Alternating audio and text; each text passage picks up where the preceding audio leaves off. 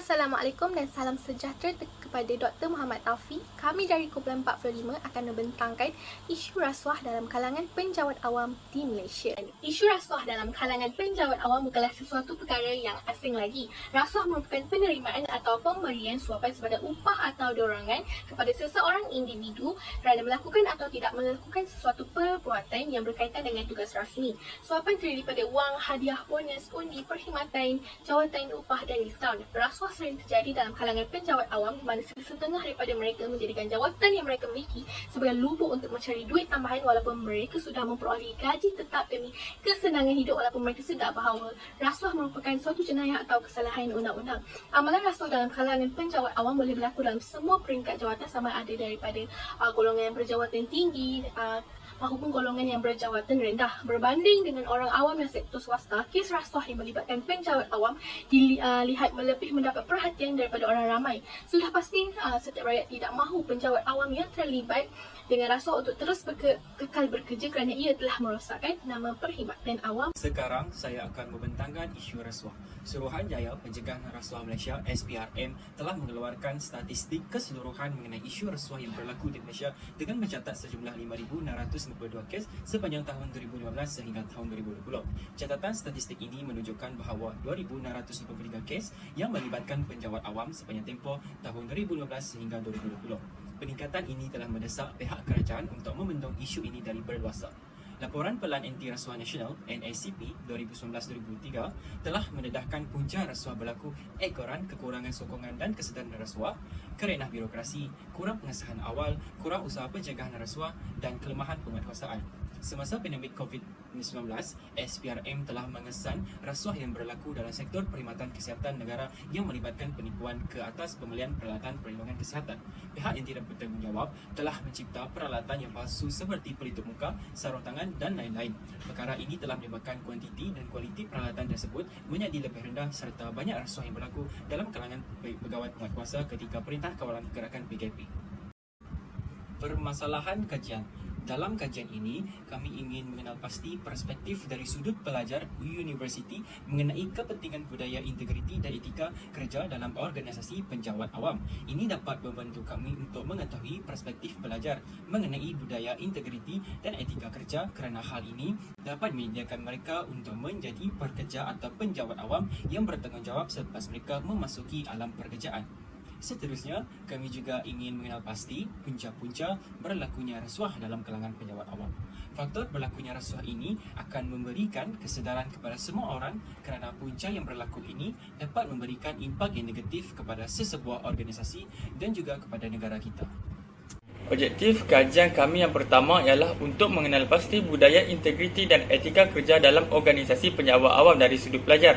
Selain itu, objektif kedua kami ialah untuk mengenal pasti punca yang menyebabkan rasuah berlaku dalam kalangan penjawat awam. Kajian yang kami guna adalah berbentuk kualitatif. Hal ini demikian kerana data jenis kualitatif ini sesuai bagi penyelidikan yang menggunakan kaedah temu bual. Manakala di dalam temu bual pula, maklumat yang diperolehi adalah melalui sumber primer. Temu bual yang dilakukan oleh pengkaji adalah secara rawat bertujuan. Sampel kajian yang kami gunakan adalah sebanyak 10 orang responden bagi setiap satu set soalan temu bual. Aktiviti dan proses kajian. Pertama sekali, kami memilih topik yang sesuai untuk tugasan dan memilih tajuk tugasan iaitu isu rasuah dalam kalangan penjawat awam di Malaysia. Kemudian kami membuat pengenalan permasalahan kajian, mengenal pasti objektif kajian dan memilih kaedah yang sesuai untuk kajian ini. Kami menggunakan data kualitatif untuk mengutip data berkaitan dengan kajian ini. Kami menjalankan temu bual dengan beberapa orang responden secara bersemuka dan secara atas talian.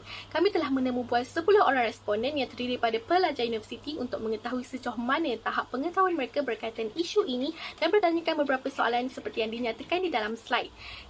Selain itu, kami melakukan pencarian maklumat di dalam internet dan artikel berkaitan isu rasuah serta melayari laman web SPRM untuk mengetahui lebih lanjut isu ini.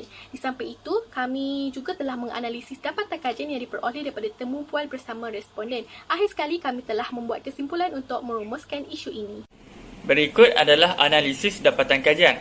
Berdasarkan soalan 1, kami semua mendapati bahawa majoriti responden berpendapat yang budaya integriti dalam kalangan penjawat awam berkait rapat dengan etika dan juga nilai murni. Sebagai contoh, seperti amanah, jujur, telus dan bertanggungjawab dalam melakukan pekerjaan. Berdasarkan soalan yang kedua pula, Responden kami rata-rata berpendapat bahawa kesan daripada pelanggaran budaya integriti dan etika kerja dalam organisasi penjawat awam melahirkan penjawat awam yang tidak jujur dan bertanggungjawab serta tidak amanah. Oleh itu, pekerja akan kehilangan kepercayaan di kalangan orang sekeliling. Berdasarkan soalan yang ketiga, didapati kebanyakan responden kami mengatakan punca berlakunya rasuah adalah disebabkan didikan agama yang kurang dan juga kecenderungan untuk mempunyai gaya hidup yang mewah. Seterusnya disebabkan oleh kos sara hidup yang tinggi dan juga gaji yang berpendapatan rendah punca berlakunya rasuah. Dan soalan yang terakhir ialah kebanyakan responden kami berpendapat strategi terbaik bagi pembuat polisi untuk membendung gejala rasuah dalam kalangan penjawat awam adalah dengan cara mengenakan hukuman yang berat dan setimpal terhadap mereka seperti memencat daripada pekerjaan dan digantung atau dibuang kerja. Saya, Siti Aisyah binti Azami, selaku pembentang terakhir akan menerangkan bahagian kesimpulan dan refleksi. Kesimpulan daripada tugasan yang telah kami lakukan adalah isu rasuah dalam kalangan penjawat awam boleh mencemarkan imej institusi kerajaan. Banyak impak negatif yang dapat kita lihat sekiranya isu rasuah ini diamalkan, iaitu bukan sahaja kepada pesalah laku rasuah itu sendiri, malah kepada majikan, rakan sekerja dan imej tempat mereka bekerja. Individu terdekat yang lain seperti keluarga turut akan terpalit akan impaknya.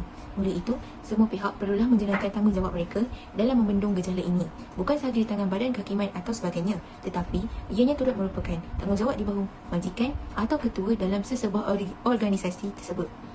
Langkah-langkah efektif seperti mengetatkan kod syarter standard yang telah dikeluarkan oleh pihak kerajaan. Hal ini termasuklah Pelan Anti Rasuah Nasional (NACP) dan sistem pengurusan anti rasuah menurut standard antarabangsa ISO 37001. Selain daripada itu, setiap penjawat awam perlu mempunyai nilai integriti dalam melaksanakan tugas. Hal ini kerana institusi kerajaan sangat mementingkan pengamalan nilai ini dalam memastikan penyampaian perkhidmatan dilakukan secara cekap dan berkesan. Sekiranya nilai ini tidak diamalkan, maka kecenderungan untuk seseorang itu terlibat dengan rasuah adalah sangat tinggi. Justeru, isu ini perlu ditangani agar ianya tidak semakin berleluasa dengan cara mencari jalan penyelesaian kepada setiap akar permasalahan yang ada. Seterusnya adalah refleksi. Selepas kami memahami tentang tugasan yang diberi, kami telah berbincang untuk mendapatkan idea dan bertukar pendapat untuk menghasilkan pembentangan yang menarik. Ahli kumpulan telah membuat persediaan sebaik sahaja mendapat tugasan. Kami telah membahagikan bahagian masing-masing secara cabut undi. Dalam proses penyediaan tugasan, kami telah membuat rujukan bersama pensyarah penyedia iaitu Dr. Muhammad Taufik Muhammad kerana ada beberapa perkara yang membuatkan kami ragu-ragu dan tidak memahami kehendak soalan. Pensyarah penyedia telah memberi bimbingan yang sangat baik dan menerangkan setiap soalan yang telah kami ajukan sehingga kami dapat menyelesaikan tugasan ini. Kami juga telah mendapatkan rujukan daripada sumber lain seperti internet, akhbar, artikel dan sebagainya. Kami telah memutuskan untuk membuat isu rasuah dalam kalangan penjawat awam sebagai tajuk utama pembentangan. Bermula daripada pengenalan, isu dan permasalahan kajian, objektif, proses kajian, analisis dapatan kajian dan sehinggalah ke bahagian rumusan telah dilakukan berdasarkan pembahagian masing-masing. Bagi memenuhi kehendak dan memperoleh dapatan kajian, seramai 10 orang responden telah ditemu bual di mana setiap ahli ditugaskan untuk menemu bual 2 orang responden. 4 buah soalan telah diberikan kepada setiap responden yang ditemu bual. Setiap jawapan yang diberikan oleh responden akan dianalisa dan disimpulkan. Hasil daripada tugasan yang telah dilakukan, kami telah mempelajari banyak perkara dan memperoleh beberapa nilai murni yang boleh diamalkan. Antaranya adalah pengalaman rasuah yang sepatutnya dielakkan dalam melakukan sebarang pekerjaan sama ada dalam sektor kerajaan maupun sektor swasta. Terbuktilah bahawa amalan rasuah boleh mendatangkan kesan buruk bukan sahaja kepada pekerja, malah kepada majikan tempat bekerja tersebut. Persekitaran tidak sihat juga akan timbul seperti dibenci oleh rakan sekerja dan masyarakat sekeliling.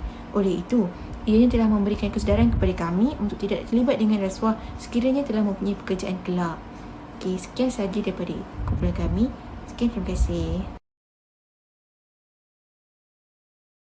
Pada pendapat saya, budaya integriti ialah salah satu budaya yang perlu diamalkan oleh setiap penjawat awam.